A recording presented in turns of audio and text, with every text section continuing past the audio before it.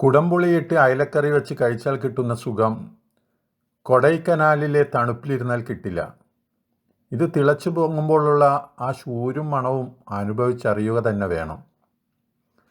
കറി വയ്ക്കാൻ വളരെ എളുപ്പമാണെന്ന് തോന്നും. പക്ഷേ കൈപുണ്യം കിട്ടിയ ചില അമ്മമാർ വയ്ക്കുന്ന കറിയുടെ രുചി ഒന്ന് വേറെ തന്നെയായിരിക്കും. കറി വയ്ക്കുന്നത് എല്ലാവരും ഏകദേശം ഒരുപോലെ തന്നെയാണ്. ഇവിടെ ഉലുവയും കടുകും പൊട്ടിച്ചതിന് ശേഷം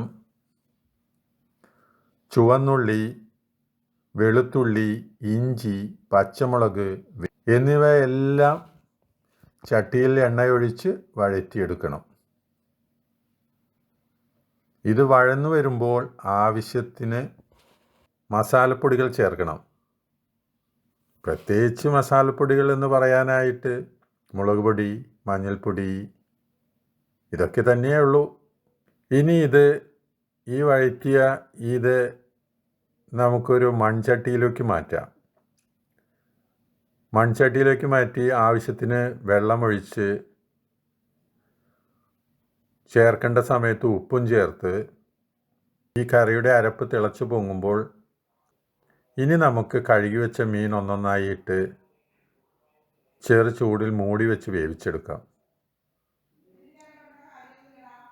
മൺചട്ടിയിലെ കറി മറക്കാത്ത ഒരു അനുഭവമായിരിക്കും തീർച്ച.